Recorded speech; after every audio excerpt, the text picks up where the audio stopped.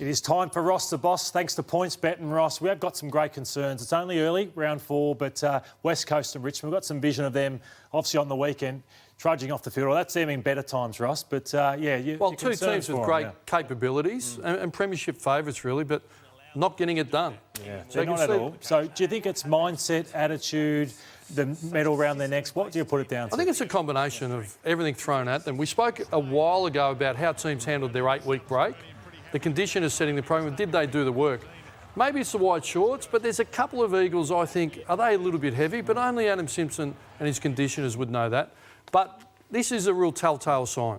The work without the ball creates offensive opportunities. Jack Redden, who I really admire, incredible worker beat. He seems to have lost some work rate, pressuring the opposition. But if you break these down, they're all midfielders and small forwards, particularly Richmond. Small forward, small forward, small forward.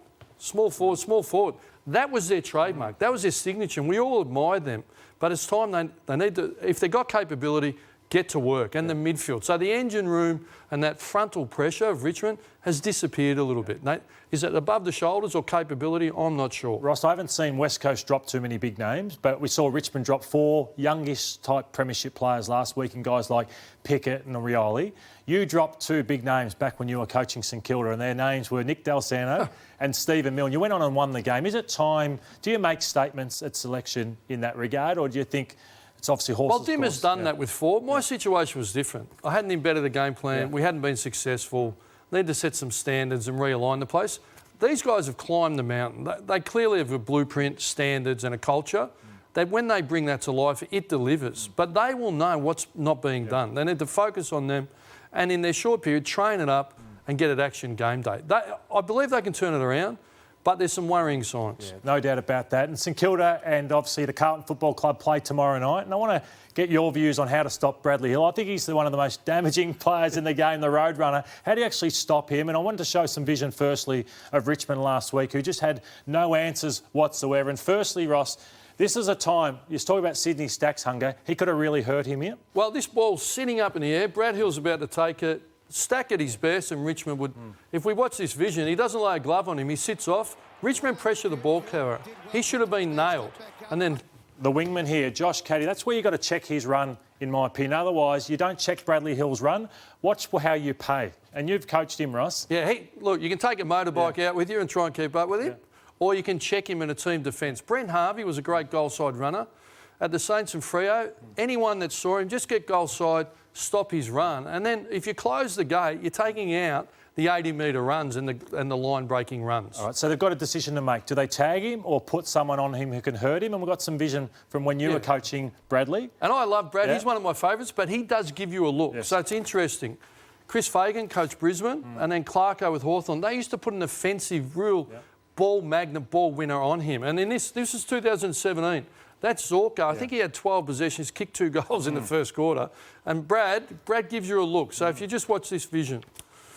So you're saying that Brad's got to get better with his accountability? No, I think he's pretty good, but he gives you a look. So put an offensive weapon. Player, so if you're Carlton, you could go to Mark Murphy on him, who's a really good runner and wins the ball well. Your second option would be a Curnow who just checks and buffets him all day. So you're the coach, Ross, of Carlton. Do you go the Curnow, the hard tag, or do you go Murphy to try and score goals on him? I really love the way Murphy plays. He's a great ball winner, been a top flight. He can hang you if you give him time and space. Give Brad something to think about, because I do know if you tag Brad, he moves around and upsets the opposition quite well. He's really quite smart.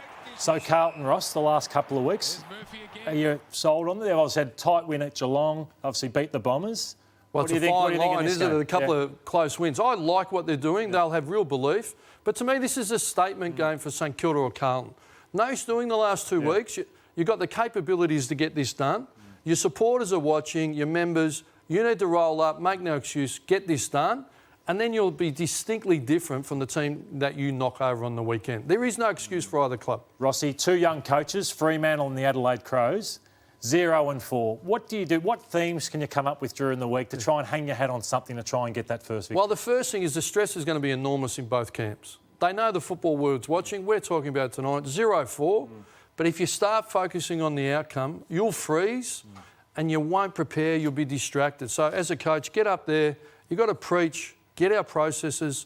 We need to improve these areas of our game and the scoreboard will take care of itself. If even the coach, they'll sense if he's anxious and nervous and wobbling. So your demeanour's got to be right, and you've got to have those key messages going. And these are the damning stats that I've found from the Adelaide Crows. Since they come back, obviously, after the break, inside 50s the last 3 weeks, 86 for the Crows, 164 against. And then look at that. There's just 39 goals, 41 to 16 goals, 14. So what are you looking for Matty Nicks? What are you asking in the first 5 minutes? Just compete. Well, I used to say on that, you can't defend the indefensible. At the minute, you've got to put that up. This is where we're at, but we've got to have a growth mindset.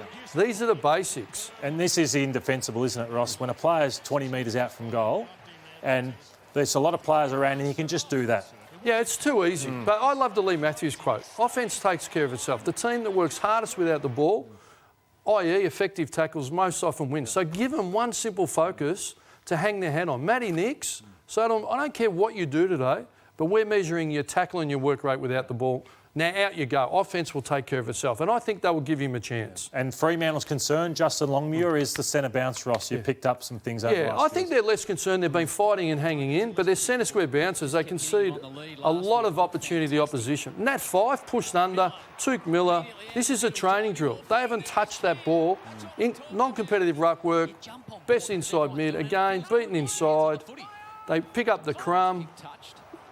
And this is just way too easy. So what would you be asking for, Ross, from them this week?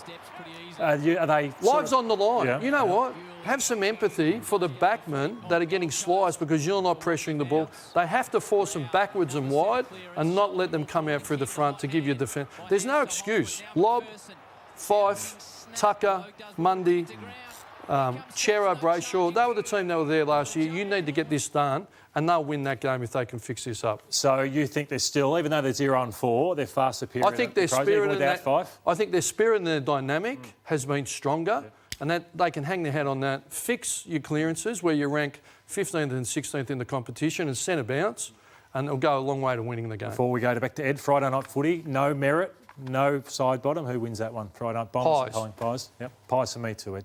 Sorry, I didn't hear. Collingwood for me, Ed. Collingwood for me. Thank you very much, Lottie. Don't push it, Ed, we'll change.